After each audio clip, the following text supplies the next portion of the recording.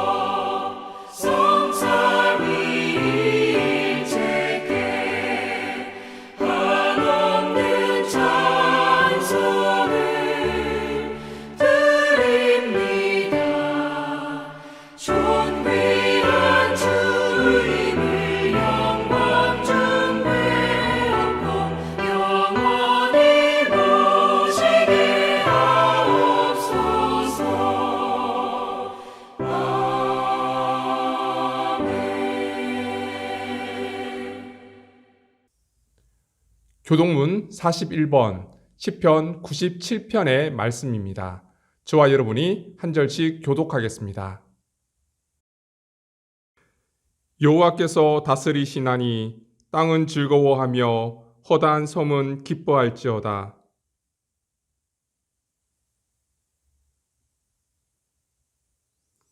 불이 그의 앞에서 나와 사방의 대적들을 불사르시는도다.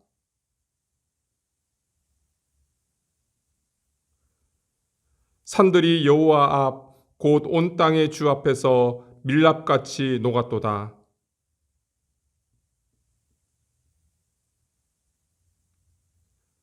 조각한 신상을 섬기며 허무한 것으로 자랑하는 자는 다 수치를 당할 것이라. 너희 신들아 여호와께 경배할지어다.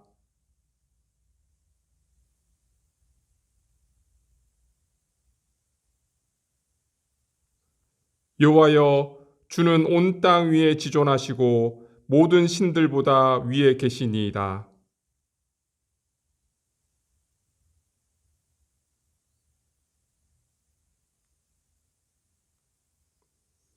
의인을 위하여 빛을 뿌리고 마음이 정직한 자를 위하여 기쁨을 뿌리시는도다.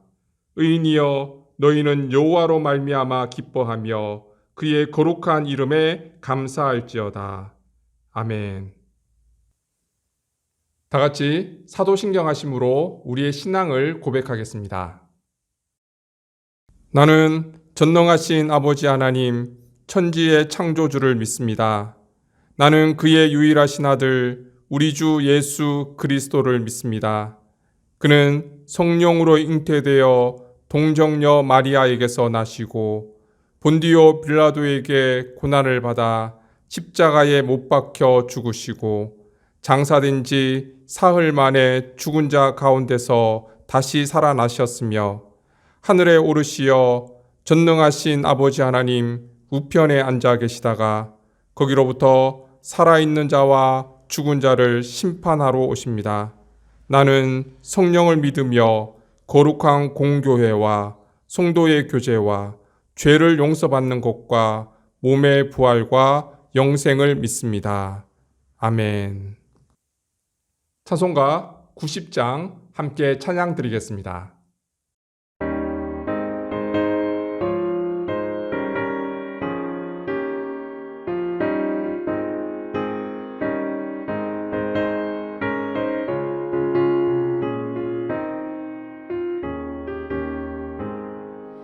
주 예수 내가 알기 전 날 먼저 사랑했네. 그 크신 사랑 나타나 내 영혼 거듭났네. 주 내 맘에 늘 계시고 나 주의 안에 있어. 저 포도 비유 같으니 참 좋은 나의 친구. 내 친구 되신 예수님 날 구원하시려고 그 귀한 몸을 버리사 내 죄를 대속했네. 나 주님을 늘 믿으며 그 손을 의지하고 내 몸과 마음을 바쳐서 끝까지 충성하리.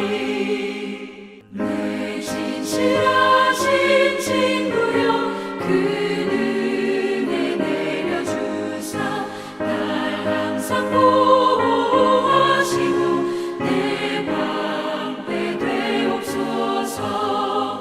그 풍성한 참 사랑을 믿음이 끊을 소냐. 날 구원하신 예수는 참 좋은 나의 친구. 존귀하신 하나님, 이 시간 주님의 백성들이 사슴이 시냇물을 갈급해하는 것과 같은 심령으로 주님 앞에 나왔습니다. 생명의 말씀으로 갈급한 우리의 심령을 채워주시고 물된 동산과 같은 풍성한 은총을 허락하여 주옵소서. 또한 우리의 슬픔이 변하여 참된 구원의 기쁨과 감격을 회복하게 하시고 하늘의 참된 평안을 허락해 주시길 간절히 기도드립니다. 오늘 드리는 이 예배가 반복적이고 형식적인 예배가 아니라 온 마음과 정성을 다해 신령과 진리로 드리는 예배가 되게 하여 주옵소서. 주님, 친히 이곳에 임재하셔서 우리의 예배를 기뻐 받아 주옵소서. 예배를 통해 하나님과의 친밀한 만남이 이루어지기를 원합니다. 하나님의 음성을 듣고 그 음성에 순종하며 믿음의 삶을 헌신하며 결단할 수 있는 귀한 예배의 시간이 되게 하여 주옵소서. 어떤 환경 가운데서도 주님으로 인해 만족하며 감사하는 삶을 살아야 함에도 불구하고 우리는 우리 눈에 좋은 것을 쫓으며 이 땅의 것에 만족하며 살았음을 고백합니다. 하나님 말씀에 따라 온전히 순종하지 못하고 우리의 삶 가운데 그리스도의 향기를 나타내지 못한 우리의 부족함을 용서하시고 그 실패의 자리에서 다시 일어나 믿음의 길을 걸어갈 수 있는 힘과 용기를 허락하여 주옵소서. 전 세계가 힘들고 어려운 상황 가운데 빛이 보이지 않는 어두운 터널을 지나고 있습니다. 낙심하지 않게 우리를 붙드시고 주님의 소망의 빛 가운데 선하신 길로 인도하여 주옵소서. 우리의 삶의 주인 되신 주님을 신뢰하며 날마다 주님 안에 거하게 하시고 주님으로 인해 기뻐하며 주님과 함께 믿음의 길을 걸어가는 삶이 되게 하여 주옵소서. 주님께서 세우신 믿음의 공동체가 그리스도의 반석 위에 든든히 서게 하시고 어떠한 사탄의 공격에도 흔들리지 않게 하시며 세상의 권력과 타협하지 않고 불의에 침묵하지 않는 교회가 되게 하여 주옵소서. 느리지만 주님과 함께 한 걸음 한 걸음 하나님의 뜻을 이루는 바른 길을 걸어가기 원합니다. 이 시대가 나가야 할 길을 밝히는 등대와 같은 사명을 감당케 하시고 하나님의 뜻을 이 땅 가운데 증거하며 주님의 사랑을 나누는 공동체가 되게 하여 주옵소서. 세상의 빛으로 오신 거룩하신 예수님의 이름으로 기도드립니다. 아멘.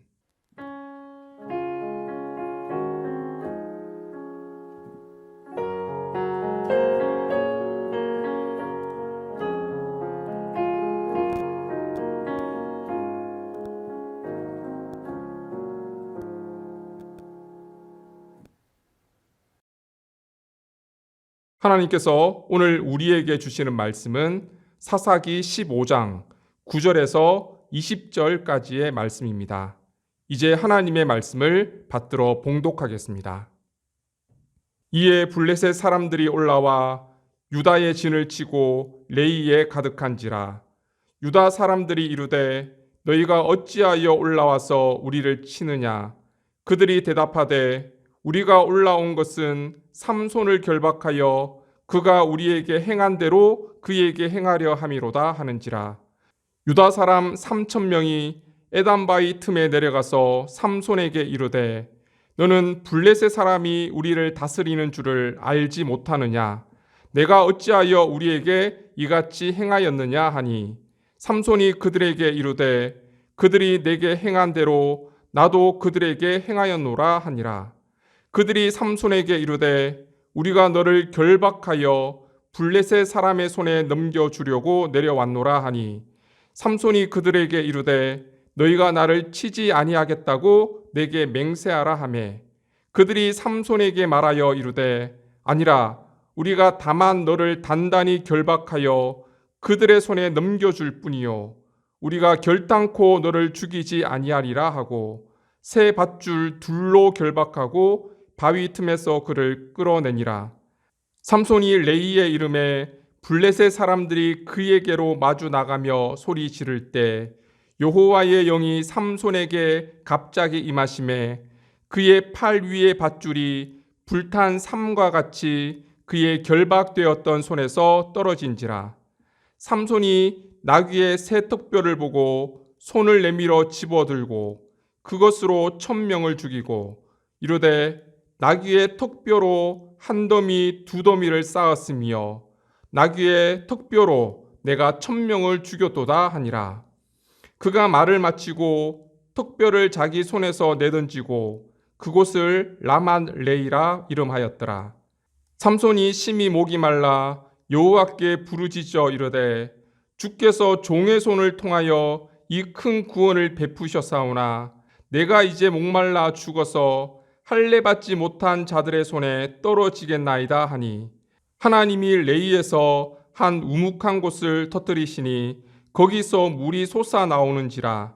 삼손이 그것을 마시고 정신이 회복되어 소생하니 그러므로 그 샘 이름을 에낙고레라 불렀으며 그 샘이 오늘까지 레이에 있더라. 블레셋 사람의 때에 삼손이 이스라엘의 사사로 20년 동안 지냈더라. 이것은 하나님의 말씀입니다. 아멘.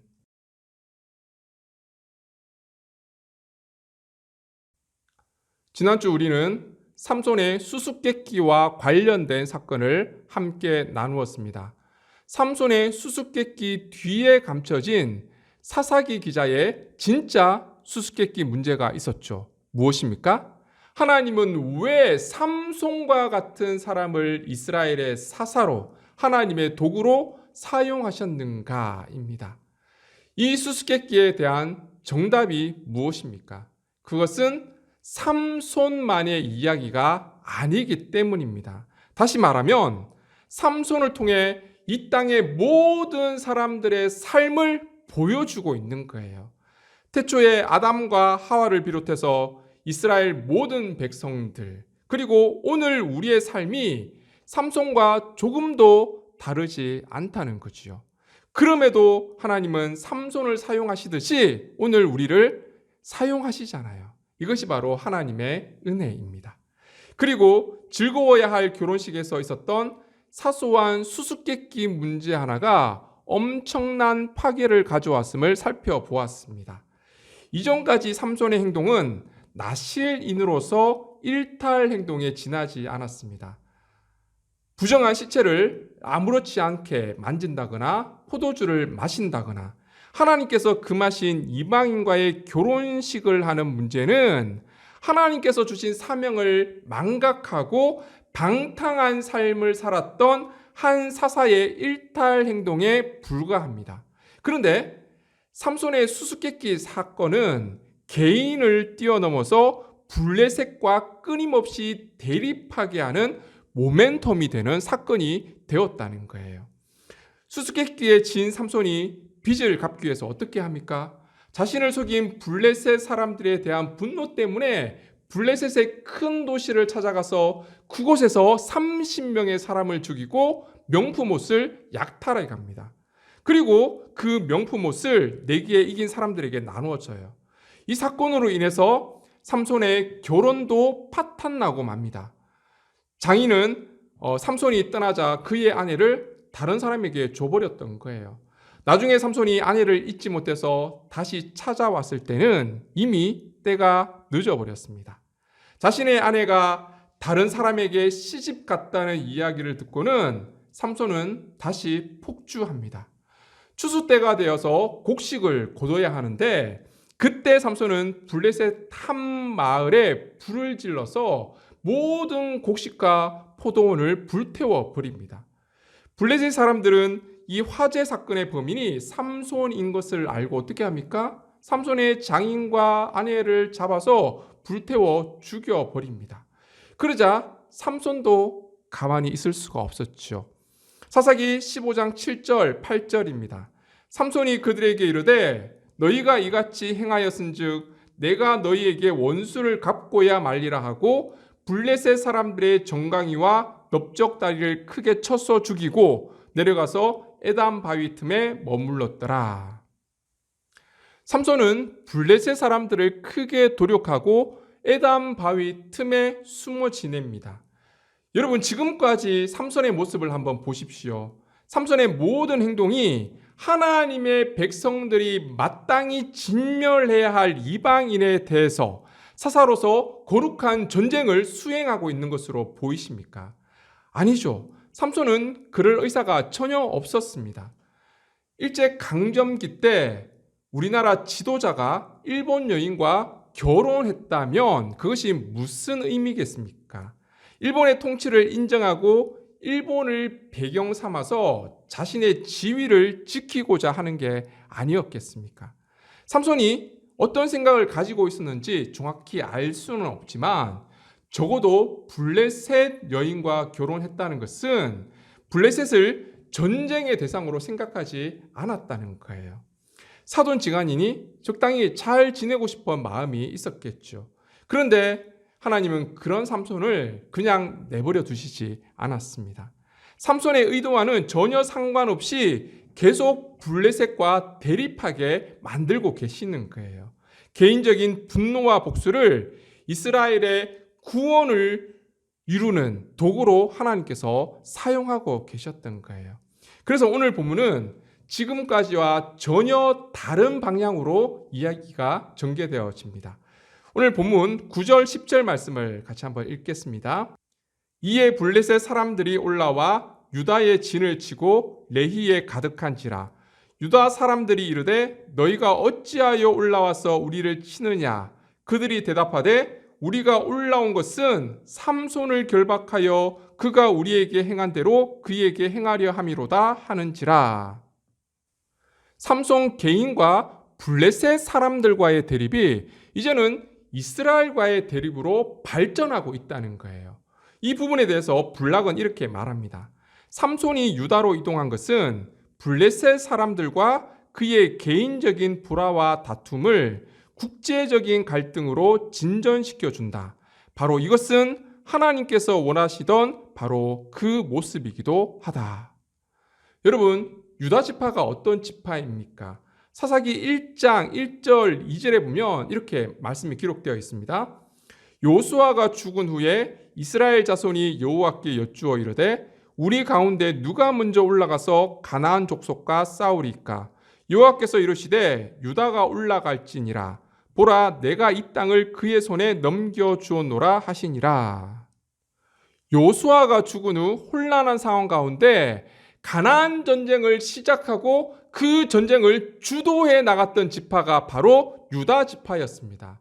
유다 지파가 첫 번째 전쟁에서 승리하자 그 기세를 모아서 다른 지파들도 가나안과 전쟁을 하게 되고 또 그 전쟁에서 승리함으로 하나님께서 분배해 주신 그 땅을 점령해 나갈 수 있었습니다. 사사기 1장 18절 말씀을 눈여겨보시기 바랍니다. 유다가 또 가사 및 그 지역과 아스글론 및 그 지역과 에그론 및 그 지역을 점령하였고, 유다가 점령한 지역의 이름들이 익숙하지 않으십니까? 가사, 아스글론, 에그론, 이 지역은 블레셋의 대표적인 도시들입니다. 유다 지파가 이미 이전에 블레셋 도시를 점령했던 적이 있었다는 거예요. 그래서 지금 유다 지파의 이름이 등장했을 때 굉장한 긴장감이 돌면서 이스라엘의 구원을 기대할 수 있는 장면이 만들어진 거예요. 유다 지파는 이스라엘 지파 가운데 가장 강력한 지파였고, 거기다가 삼손의 힘까지 합쳐진다면 충분히 전쟁에서 승리를 기대해 볼 수 있는 상황이 된 거예요. 하나님께서 만들어주신 상황이죠. 하나님께서 밥상을 차려주신 거예요. 이제 유다 지파와 삼손은 힘을 합쳐서 전쟁만 하면 되는 상황이었습니다. 그런데 유다 지파가 어떻게 합니까? 오늘 본문 11절입니다. 같이 한번 읽겠습니다. 유다 사람 3,000명이 에담바위 틈에 내려가서 삼손에게 이르되 너는 블레셋 사람이 우리를 다스리는 줄을 알지 못하느냐? 내가 어찌하여 우리에게 이같이 행하였느냐 하니, 3,000명의 군대를 이끌고 블레셋과 전쟁을 하는 것이 아니라 오히려 이스라엘의 사사인 삼손을 체포하러 갑니다. 이스라엘이 블레셋으로부터 억압을 당하면서도 왜 하나님께 부르짖지조차 못했는지 이제 이해가 됩니다. 이스라엘 백성들은 어떤 생각을 가지고 있었습니까? 너는 블레셋 사람이 우리를 다스리는 줄을 알지 못하느냐? 하나님이 우리를 다스리는 것이 아니라 블레셋이 우리를 다스린다. 이런 생각으로 가득 차 있었던 거예요. 이스라엘은 하나님과 언약을 맺은 하나님의 백성이 아니라 블레셋과 언약을 맺은 블레셋 백성이었던 거예요. 그래서 그들은 사사시대를 지나는 동안 신앙적으로 패배자가 되고 말았던 거예요. 하나님께서 이방 민족을 가나안 땅에 남겨두신 이유에 대해서 사사기 3장 4절에 이렇게 설명을 합니다.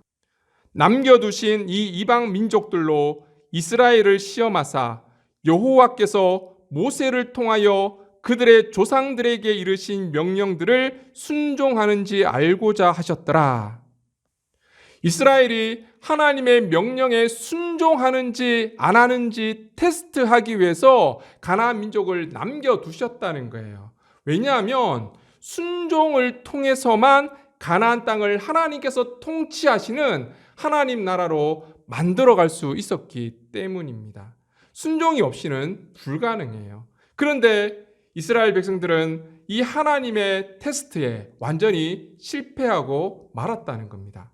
너는 블레셋 사람이 우리를 다스리는 줄을 알지 못하느냐? 하나님의 가슴에 비수를 꽂는 말이죠.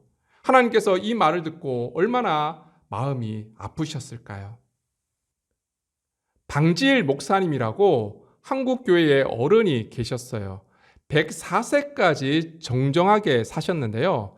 100세 땐가 이전에 제가 섬기던 교회에 와서 설교를 하신 적이 있는데 짱짱하게 설교하시던 그 모습이 아직도 생생합니다. 한 기자가 100세 때 방지일 목사님과 인터뷰를 하게 되었습니다. 목사님, 신앙이 무엇이라고 생각하십니까? 신앙은 항복하는 것입니다. 내가 들고 있던 총과 칼을 다 내려놓고 하나님께 항복하는 것입니다. 기자가 다시 묻습니다. 총과 칼이요? 그것은 무엇을 의미합니까? 그것은 내 주관으로 하나님을 믿고 내가 안전핀이라고 여기고 붙잡고 있던 것을 말합니다. 그렇습니다. 신앙의 본질은 나 자신과 하나님과의 싸움인 거예요. 이 싸움의 승패는 내가 얼마나 하나님께 지느냐에 달려 있습니다. 내 생각, 내 뜻, 내 고집, 내가 안전핀이라고 여기고 의지하고 있는 것을 하나님 앞에 얼마나 포기할 수 있느냐의 싸움인 거예요. 여러분, 신앙생활의 본질은 철저히 하나님께 항복하는 것입니다. 이것이 오늘날 우리가 감당해야 할 믿음의 싸움임을 깨닫고 하나님의 말씀에, 하나님의 명령에, 하나님의 뜻에 순종하며 살아갈 수 있기를 바랍니다. 이 믿음의 싸움에 실패한 유다 지파는 결국 삼손을 체포하려고 합니다. 그때 삼손은 유다 지파가 자신을 공격하지 않는다는 조건 하에 체포에 응합니다. 동족 간의 전쟁은 피하고 싶었던 것 같습니다. 삼손이 아무리 날라리 사사였지만 그래도 사사로서 정체성은 가지고 있었던 것 같아요. 오늘 본문 13절 말씀입니다. 같이 한번 읽겠습니다. 그들이 삼손에게 말하여 이르되 아니라 우리가 다만 너를 단단히 결박하여 그들의 손에 넘겨줄 뿐이요 우리가 결단코 너를 죽이지 아니하리라 하고 새 밧줄 둘로 결박하고 바위 틈에서 그를 끌어내니라. 그들은 삼손을 죽이지 않겠다고 약속하면서 새 밧줄 2개를 가지고 와서 삼손을 결박합니다. 오래된 밧줄을 사용해서 줄이 끊어진다거나 아니면 줄이 느슨하게 묶여서 삼손이 풀려나게 되면 유다 지파가 삼손과 한편이라는 괜한 오해를 살 수 있잖아요. 그래서 블레셋 사람들에게 보여주는 거예요. 봐, 우리가 새 밧줄로 그것도 2번씩이나 삼손을 꽁꽁 묶었잖아. 우리는 삼손과 한편이 아니야. 그 모습을 보고 블레셋 사람들이 환호하며 소리를 지릅니다. 승리의 함성이죠. 그때 어떤 일이 일어납니까? 14절 말씀입니다. 삼손이 레이의 이름에 블레셋 사람들이 그에게 마주 나가며 소리 지를 때 여호와의 영이 삼손에게 갑자기 임하심에 그의 팔 위의 밧줄이 불탄 삼과 같이 그의 결박되었던 솔에서 떨어진지라. 하나님의 영이 삼손에게 임하자 그를 결박하고 있었던 새 밧줄이 불에 탄 삼처럼 녹아지고 말았다는 거예요. 그러자 삼손은 말도 안 되는 괴력을 그때부터 발휘하기 시작합니다. 15절입니다. 삼손이 나귀의 새 턱뼈를 보고 손을 내밀어 집어들고 그것으로 1000명을 죽이고, 삼손은 주위에 있었던 나귀 턱뼈를 보고는 그것을 무기 삼아 블레셋 진영을 순식간에 초토화시켜 버립니다. 삼손의 무기는 나귀의 새 턱뼈였습니다. 새 턱뼈라는 말은 나귀가 죽은 지 얼마 되지 않았다는 뜻이에요. 어떤 사람들은 나귀의 턱뼈가 오래되었으면 쉽게 부러져서 무기가 될 수 없었을 텐데 새 턱뼈였기 때문에 아주 강력한 무기가 될 수 있었다, 그렇게 주장하는 반면 어떤 사람들은 새 턱뼈였기 때문에 아직까지 뼈가 물렁해서 좋은 무기가 될 수 없었다, 그렇게 주장하기도 합니다. 하지만 뼈 상태를 떠나서 나귀 턱뼈 자체가 블레셋 사람들의 강력한 철기 무기와 비교하면 하찮고 보잘것없는 것에 불과했던 거예요. 그리고 나귀 턱뼈는 동물의 사체로서 부정한 거잖아요. 그래서 나실인인 삼손이 결코 만져서는 안 되는 것이었습니다. 그럼에도 불구하고 삼손은 그 나귀 턱뼈를 가지고 블레셋 사람 1000명을 죽입니다. 놀라운 승리를 경험하게 되죠. 이 승리의 원천에 대해서 성경은 분명히 밝히고 있습니다. 여호와의 영이 임했기 때문에, 하나님의 능력과 힘이 삼손과 함께 했기 때문이라는 거예요. 여러분, 삼손의 힘의 원천이 무엇이라고 생각하십니까? 많은 사람들이 삼손의 머리카락이다, 그렇게 생각을 합니다. 나중에 나오는 삼손과 드릴라 이야기 때문이죠. 그러면 다시 한번 질문을 드리겠습니다. 출애굽 당시 홍해를 가르고 반석에서 물이 솟았던 그 힘의 원천은 무엇입니까? 모세가 지팡이로 내려칠 때 홍해가 갈라졌고요. 또 반석에서 물이 솟아났습니다. 그렇다면 그 힘의 원천이 모세의 지팡이입니까? 지팡이에 무슨 능력이 있어서 그런 기적이 일어난 것일까요? 당연히 아니죠. 모세가 지팡이로 내려쳐라 라는 이 하나님의 명령에 순종했을 때 기적이 일어났던 거예요. 결국 하나님께서 행하신 놀라운 기적이고 하나님께서 행하신 일이었다는 사실입니다. 마찬가지예요. 삼손의 머리카락에 무슨 신비한 능력과 힘이 숨겨져 있었던 게 아니라는 거예요. 나중에 다시 설명드리겠지만 삼손의 머리카락은 삼손이 나실인으로 지켜야 했던 마지막 보루와 같은 것이었습니다. 삼손은 이미 시체도 만졌고요. 포도주도 마셨습니다. 나실인 계명을 어겼다는 거예요. 그래도 삼손은 삭도를 그 머리에 대지 말라는 계명만큼은 끝까지 지키고 있었던 거예요. 그것이 나실인 삼손의 삶을 지탱케 하는 힘이었습니다. 그런데 삭도를 그 머리에 대는 순간 나실인의 삶이 완전히 무너졌던 거예요. 그래서 삼손의 힘의 원천은 삼손의 머리카락이 아니라 바로 하나님이었던 거예요. 오늘 본문에서도 삼손은 하나님의 힘과 능력으로 블레셋과의 전쟁에서 대승을 거두게 됩니다. 그런데 삼손은 이 승리에 대해서 무엇이라고 말하고 있습니까? 오늘 본문 16절, 17절 말씀입니다. 같이 한번 읽어보겠습니다. 이르되 나귀의 턱뼈로 한 더미, 두 더미를 쌓았으며 나귀의 턱뼈로 내가 1000명을 죽였도다 하니라. 그가 말을 마치고 턱뼈를 자기 손에서 내던지고 그곳을 라만 레이라 이름하였더라. 16절은 삼손의 승리의 노래입니다. 보통 성경에 나와 있는 찬가들, 예를 들면 미리암의 노래, 드보라의 노래, 이런 노래들은 어떤 내용을 담고 있습니까? 하나님께서 베풀어 주신 구원을 찬양하며 하나님께 영광을 돌립니다. 이것이 일반적인 내용이에요. 그런데 삼손은 어떻게 합니까? 승리의 공을 혼자 독식하고 있습니다. 내가 나귀 턱뼈를 가지고 내가 더미를 쌓고 내가 1000명을 죽였다. 내가 했다는 거예요. 내가. 삼손은 언제나 내가를 외쳤던 인물이에요. 심지어 내가 나귀 턱뼈를 가지고 블레셋 사람들의 시체를 쌓았다. 그것을 기념해야 한다는 의미로 그곳의 이름을 라맛 레히, 턱뼈의 산, 그렇게 이름 짓습니다. 그래서 삼손의 인생이 실패할 수밖에 없었던 거예요. 반면 요셉은 어떻습니까? 형제들의 악행 때문에 노예로 팔리게 되고 억울하게 감옥 생활도 합니다. 그러나 요셉은 그 모든 역경을 이겨내고 결국 이스라엘의 총리가 됩니다. 총리가 되었어도 애굽의 7년의 흉년의 문제를 해결하는 엄청난 업적을 남기게 됩니다. 그런데도 요셉은 뭐라고 고백합니까? 창세기 45장 5절 말씀입니다. 당신들이 나를 이곳에 팔았다고 해서 근심하지 마소서, 한탄하지 마소서. 하나님이 생명을 구원하시려고 나를 당신들보다 먼저 보내셨나이다. 무슨 말입니까? 내가 한 것이 아니라 하나님께서 하셨다는 믿음의 고백인 것입니다.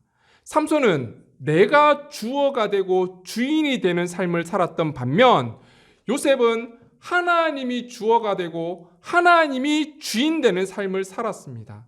하나님이 주어가 되고 주인이 되는 삶이 얼마나 복된 삶인지 이삭이 요셉을 축복하는 장면에서 알 수가 있습니다. 창세기 47장 24절 25절 말씀입니다. 요셉의 활은 도리어 굳세며 그의 팔은 힘이 있으니 이는 야곱의 전능자 이스라엘의 반석인 목자의 손을 힘입음이라. 내 아버지의 하나님께로 말미암나니 그가 너를 도우실 것이요 전능자로 말미암나니 그가 내게 복을 주실 것이라. 위로 하늘의 복과 아래로 깊은 샘의 복과 젖먹이는 복과 태의 복이로다. 여러분, 하나님이 주어가 되고 하나님이 주인 되는 삶을 살아갈 때 우리는 이런 엄청난 축복을 누릴 수 있습니다. 그런데 내가를 외쳤던 삼손은 어떻게 됩니까? 스스로를 위한 창가가 끝나자마자 하나님은 삼손에게 자신이 누구인지 정확하게 보여주십니다. 삼손은 갑자기 큰 갈증을 느낍니다. 타는 목마름 때문에 죽을 것 같았습니다. 삼손은 블레셋 사람 1000명을 죽이는 엄청난 일을 해내었지만 갈증 앞에 아무것도 할 수 없는 초라한 자신의 모습을 발견하게 됩니다. 그제서야 삼손은 모든 구원이 하나님께로부터 왔음을 인정하고 그 하나님께 부르시며 하나님을 찾습니다. 18절, 19절 말씀입니다. 우리 같이 한번 읽겠습니다. 삼손이 심히 목이 말라 여호와께 부르짖어 이르되 주께서 종의 손을 통하여 이 큰 구원을 베푸셨사오나 내가 이제 목말라 죽어서 할례 받지 못한 자들의 손에 떨어지겠나이다 하니 하나님이 레이에서 한 우묵한 곳을 터뜨리시니 거기서 물이 솟아 나오는지라 삼손이 그것을 마시고 정신이 회복되어 소생하니 그러므로 그 샘 이름을 에낙고레라 불렀으며 그 샘이 오늘날까지 레이에 있더라. 여러분, 삼손의 행동이 너무 괘씸하지 않으십니까? 그런데도 하나님은 왜 이런 삼손의 요구에 응답하시고 그에게 물과 생명을 허락하시는 것일까요? 하나님이 레이에서 한 우묵한 곳을 터뜨리시니 거기서 물이 솟아 나오는지라. 삼손 혼자 물을 마셔봐야 얼마나 마신다고 하나님은 땅까지 쪼개어가면서 그곳에서 물을 샘솟게 만드신 것일까요? 삼손 하나를 위해서 너무 과한 은혜를 베풀고 계신 것은 아닙니까? 그런데 이 사건과 비슷한 사건이 또 성경에 나옵니다. 광야 생활 가운데 마실 물이 없다며 하나님을 원망하고 하나님께 불평하고 하나님께 불순종했던 이스라엘 백성이지만 하나님은 그들을 위해서 바위에서 물이 솟아나게 하셨다는 거예요. 그래서 데니스 올슨은 이렇게 말합니다. 이스라엘의 경험과 삼손의 경험이 유사하다는 것은 삼손이 한 사람의 사사일 뿐만 아니라 이스라엘 전체를 대표하는 상징이라는 것을 말해준다. 삼손의 불신앙적인 모습은 이스라엘의 불신앙이요. 또한 시대를 뛰어넘어 오늘 우리의 불신앙적인 모습을 상징한다는 거예요. 평소엔 자기 뜻대로 살다가 자기 고집대로 자기 마음대로 살다가 위기가 닥치게 되면 하나님을 찾고 하나님께 기도하고 하나님의 도움을 요구하는 오늘 우리의 모습이 삼손의 모습과 다를 바가 없다는 거예요. 그럼에도 불구하고 하나님은 삼손과 이스라엘 백성 그리고 오늘 우리에게까지 끊임없는 은혜를 베풀어 주십니다. 에낙골에 부르짖는 자의 우물. 하나님은 우리가 어떤 모습이든 하나님께 부르짖으며 기도하며 나갈 때 그 기도에 응답해 주시는 분이십니다. 하나님의 응답의 이유는 신실하지 못한 우리의 모습 때문이 아니라 변함없으신 하나님의 신실하심에 기초하고 있기 때문입니다. 사랑하는 성도 여러분, 이 하나님의 신실하심이 삼손과 이스라엘 그리고 우리의 희망이요. 이 세계와 이 시대의 희망이 됨을 잊지 마시기 바랍니다. 에낙골에 부르짖는 자에게 응답하시는 이 신실하신 하나님을 바라보고 그 하나님을 의지하며 이 땅 가운데 믿음의 싸움을 감당해 나가는 저와 여러분이 되시기를 주님의 이름으로 축원합니다. 기도드리겠습니다. 거룩하신 하나님, 아직도 하나님 앞에 우리의 것을 고집하며 내려놓지 못하는 것이 있습니까? 매일의 삶 가운데 내 것을 포기하고 내려놓음으로써 하나님을 얻게 하시고 하나님께 져야 하는 믿음의 싸움을 통해 진정한 믿음의 승리자가 되게 하여 주옵소서. 내가 주어가 아니라 하나님이 주어가 되고 하나님이 주인 되는 삶을 살아가기를 원합니다. 하나님께서 하셨음을 믿음으로 고백하게 하시고 우리에게 허락하시는 하나님의 생명의 은혜와 부르시즘에 대한 응답이 하나님의 신실하심 때문임을 기억하게 하시고 그 하나님을 바라보며 그 하나님을 의지하는 삶이 되게 도와주옵소서. 감사드리며 예수님의 이름으로 기도드립니다. 아멘.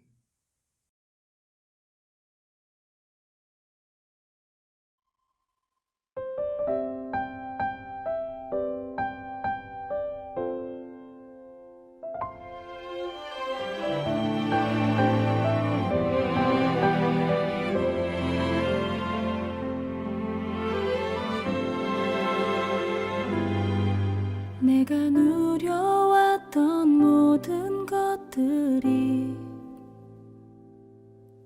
내가 지나왔던 모든 시간이 내가 걸어왔던 모든 순간이 당연한 것 아니라 은혜였어. 아침 해가 뜨고 저녁에 노을 봄의 꽃향기와 가을의 열매 변하는 계절의 모든 순간이 당연한 것 아니라 은혜였어. 모든 것이 은혜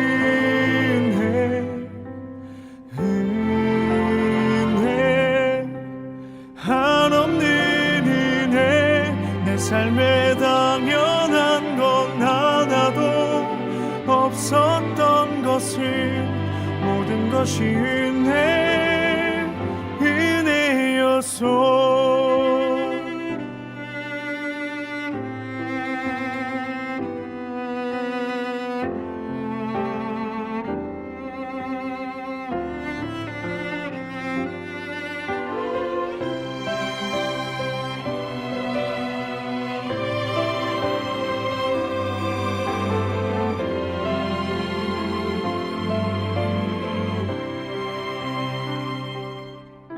내가 이 땅에 태어나 사는 것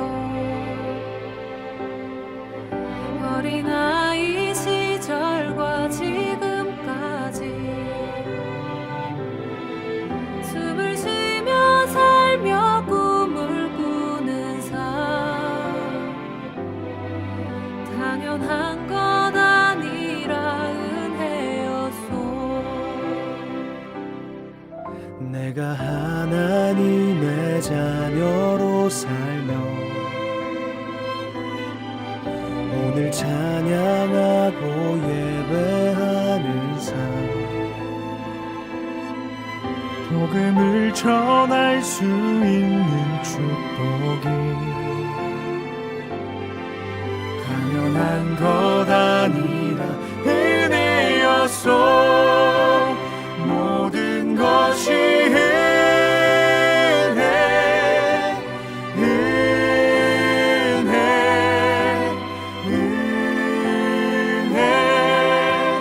한없는 은혜 내 삶에 당연한 건 하나도 없었던 것을 모든 것이 은혜였소. 모든 것이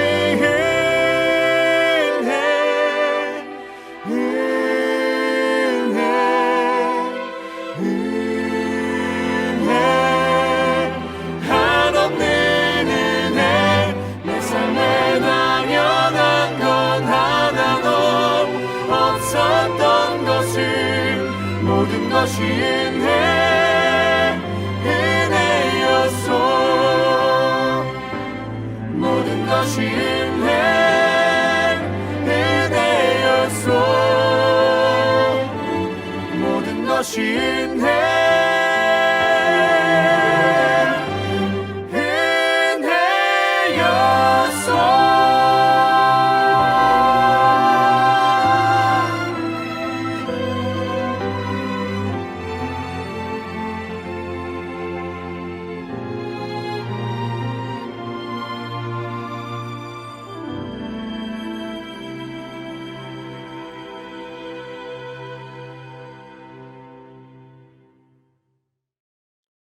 은총의 하나님, 주님의 날개 아래에 우리를 안전히 거하게 하시며 참된 평안으로 우리의 삶을 인도해 주신 것 감사드립니다.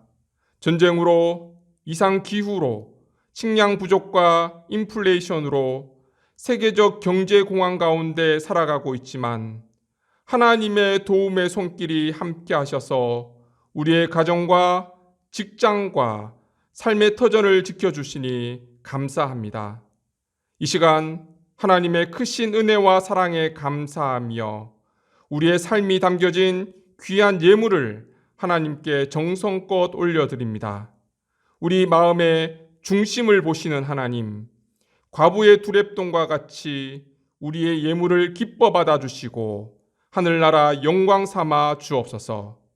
이 예물이 세상에 흘러갈 때에 주님의 몸된 교회를 세우고 이웃을 섬기며 하나님 나라가 확장되는 곳에 아름답게 사용되게 하셔서 오직 하나님의 영광만 드러나게 하옵소서.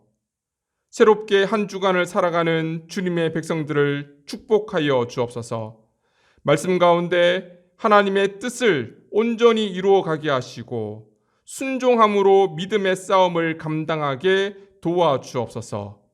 요셉과 같이 내가 한 것이 아니라 하나님께서 하셨음을 고백하고 신실하신 하나님을 의지할 때 우리의 삶 가운데 생수가 터져 나오는 놀라운 하나님의 은혜를 경험하게 하시고 이 생수를 이 땅 가운데 흘려보내는 복된 삶이 되게 하여 주옵소서. 주님의 자비의 손길로 우리의 연약함을 도우셔서 모든 환난과 어려움을 이겨내게 하시고 우리의 삶의 지경이 넓어지는 은총을 허락하여 주옵소서. 존귀하신 예수님의 이름으로 기도드리며 이제는 참 소망 되신 우리 구주 예수 그리스도의 은혜와 만복의 근원 되신 하나님 아버지의 놀라우신 사랑하심과 우리에게 지혜와 능력과 힘을 더해 주시는 성령님의 충만하심과 임재와 교통하심이 하나님 앞에 내 것을 포기하고 하나님께서 하셨음을 고백하며 하나님의 신실하심을 의지해 이 땅 가운데 믿음의 싸움을 감당하며 하나님의 선하신 뜻을 이루어가기를 다짐하는 사랑하는 주님의 백성들과 그 가정 위에 이 땅의 모든 교회와 선교사님들 위에 이제로부터 영원토록 함께 하시기를 간절히 축원하옵나이다. 아멘.